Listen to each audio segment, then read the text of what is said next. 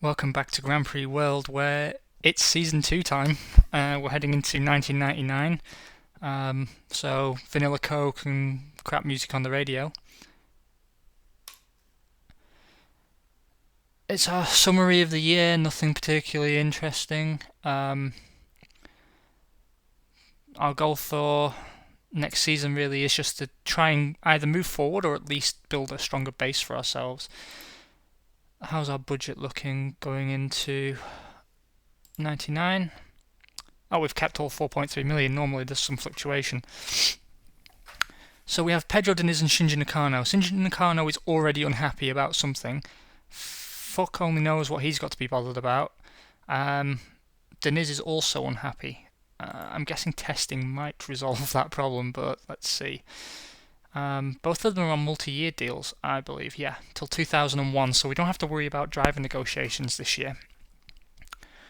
What we do have to worry about is replacing any bastards that are leaving us. Oh no, we've got a straight year here. Some people did leave us over the break though, so let's re-strengthen our departments.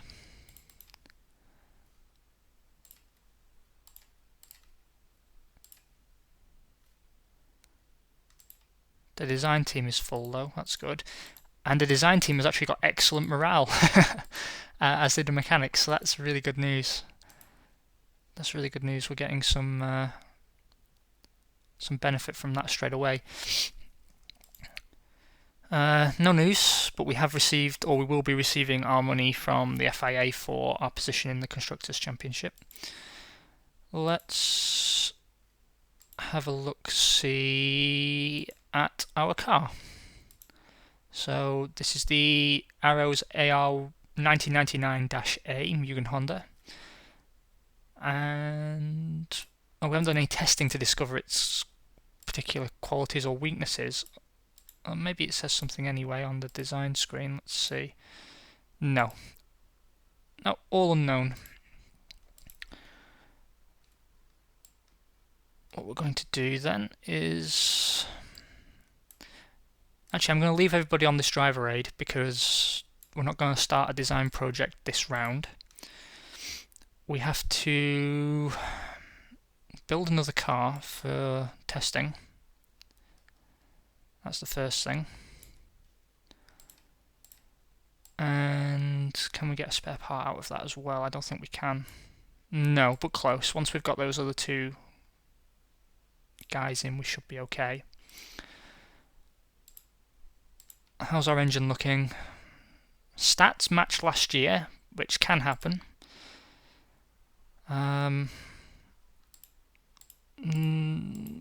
Pretty good tyres actually. We're in good position for tyres, and Esso have provided a reasonable fuel, although we are suffering on the motor tolerance front.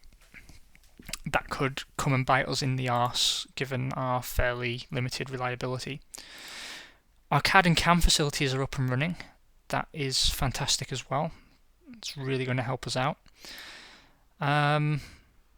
Question is, actually, do I want to enter the first round with or without having tested? We have some serious reliability problems on the technology front. Very serious reliability problems. But the car, in terms of performance, is really good, actually, on the technology side at least. We are going to have to deal with this, though. We're definitely going to have to deal with this, so I'm going to split his 50-50.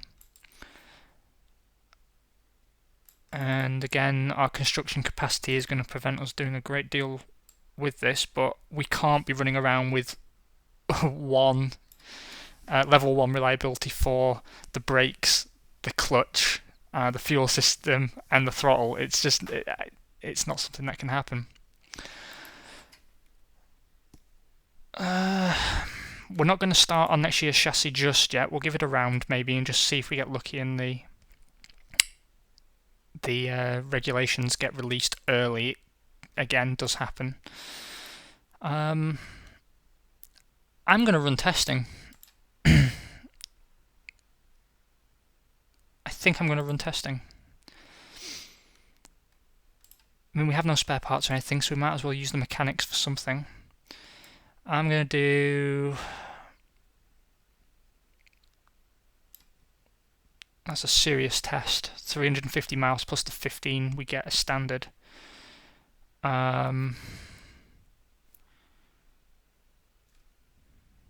262,500. I might regret spending that money later. But I mean, this is the real question now, because having wear on the car is bad. It's always bad. But while the morale of the team is so high, certainly amongst the design staff, I think it's arguably good to... I don't know, I feel like I'm repeating a mistake that I admitted was a mistake from last season, that I shouldn't have been doing testing at that point because we don't have the economic ability to make use of what we're developing. I mean, we're struggling to produce enough spare parts, and I'm now suggesting that we produce technology upgrades to fix reliability issues, that we produce components that we discover through testing. I just don't know. And we've also got a driver aid in the works. But sod it. No guts, no glory. We're going to go all out on the testing. Deniz can get by. He knows what he's doing. So this is going to put a decent amount of wear on the cars, but I think we can address it in round 2. I don't think we'll have to construct anything major in round 2, and we've now got the CAM facility online, so maybe we can make things work to our advantage. Let's run that test. Testing is complete, and yes, we've got everything that we need. I don't think our development here is going to yield a new part first time round. It rarely does. No, we need to do further tests to discover the full horror of the situation. But our car is running at 80% of its potential handling, so that extra turn in the wind tunnel probably boosted that noticeably. And most importantly, what we've got when we need it is some progress points to deploy. I'm not going to spend those now. I'm going to spend them later. All cars have 36% wear on them. I can live with it. It's not ideal going into round 1 with that, but I can live with it. Now comes the interesting thing. Just to bear in mind, by the way, if you'll probably see from the length of the video, this video is not going to contain qualifying or the race, because I'm still uploading the videos I shot earlier today, and there's various other factors coming into play. I imagine we'll do qualifying and race over the weekend, and then I might, depending on your feedback, switch back to what we've been doing recently, because it just means it's easier for me to get content out. It's a lot easier for me to find half an hour than it is for me to find 2 hours to shoot a race and qualifying and edit the balls off it afterwards, which adds further time to it. Please leave your comments below if you have a preference. I'm quite happy to do proper coverage for you every now and again, or if you want it for every race, that's also possible.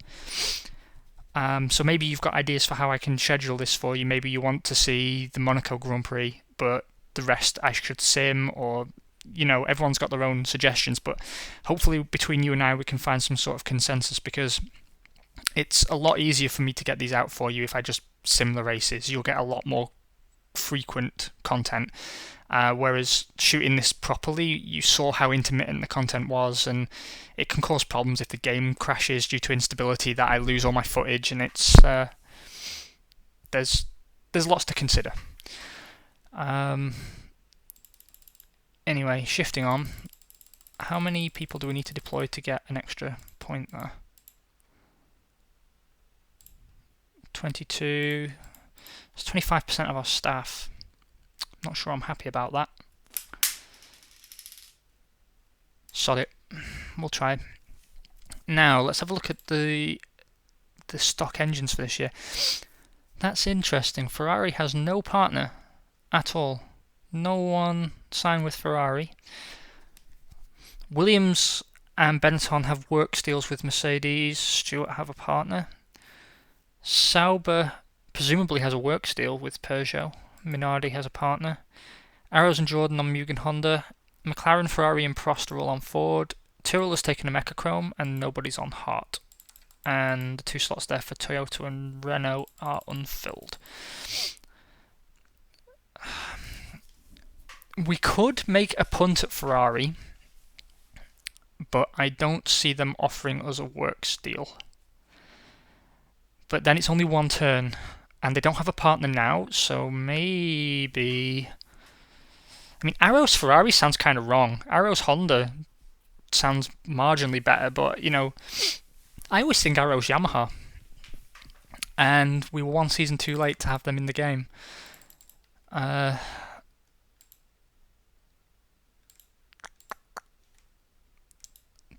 See, because we could just work on building a good relationship with a more achievable works deal, sort of Peugeot. But that's an open goal there, Ferrari.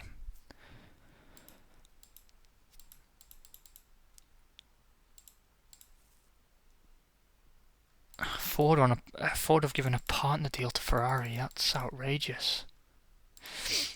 Okay, we're gonna put 35% of our dudes straight out of the gate talking to Ferrari. I think that's the right thing to do. Bridgestone is going to be our preferred tyre partner. We know that now, so I'm going to put 20 on there.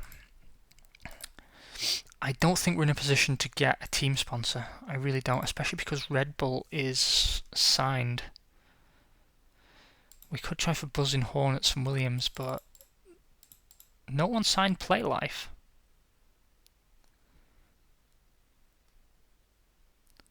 Let's put some feelers out with Playlife.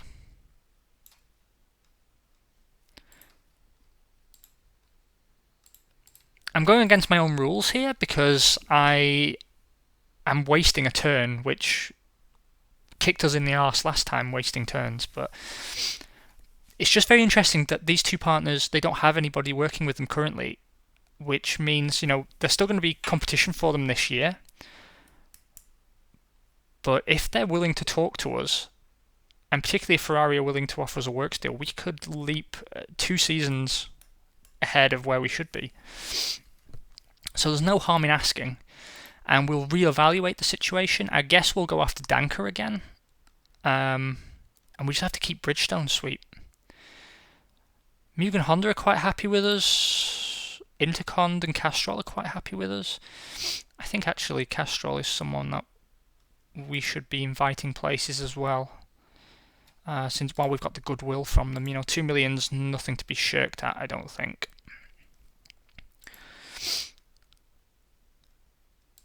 We can't do any repairing. Design offices all have their jobs. Sponsors are set, VIPs are invited. Let's take a look at what tyres we're going to run everyone on. Game crashed, of course it did. I'm going to make all those changes again that we just covered, but let's finish the video. The difference between the hard and soft compounds this year is barely noticeable. Barely noticeable. I mean, obviously it's to scale, so the grip is 9 out of 10 for a soft tyre. So 9 out of 10 for a soft tyre is still more grip than 9 out of 10 for a hard tyre. Inversely with temperature. You know, soft tyres will heat up better. Hard tyres take longer to heat up but retain the heat longer. All this is included in the simulation. I'm not sure about running a split strategy here. I think really we need to see what that little bit of extra power we get from the Mugen-Honda unit offers us, and that means we're going to split strategize. I'm going to put Shinji Nakano on the hard compound tyre, and we'll run Diniz in the oven on soft. I think that's the right way to go about this. we're going to keep an eye on Sauber again in the race, and we have setup points to deploy, or we will do once I run that testing again. Thank you very, very much for joining me. I'm super excited to, first of all, get better from being ill, but to bring you qualifying and race for our opener in Australia. I'm guessing, and it is a guess, that I'll be able to bring qualifying to you Saturday and the race on Sunday. That would be ideal for me, but making it work is difficult. You have my word, I will do my best for you. If we were simming the race, I'd do it now, but I certainly feel that in this case, maybe it warrants doing full coverage again. As I say, let me know in the comments below how you feel about proceeding and what we want to do. Also, if you've got any feelings on what sponsors and suppliers we should be talking to, or if you can identify something you want to try, this is our team, this is our playthrough, it's not just mine. I mean, I'm here to share my knowledge, but by all means, we can try something new and we can switch our strategy a little bit. So, again, please comment below. Thanks very much for joining me. I will see you for the qualifying on Saturday, I assume. And, of course, provided I'm not dead from this cold, I'll be doing other videos between now and then, so keep your eyes open for some Zero Space program at some point, and maybe something else, who knows, bit of a surprise. Take care.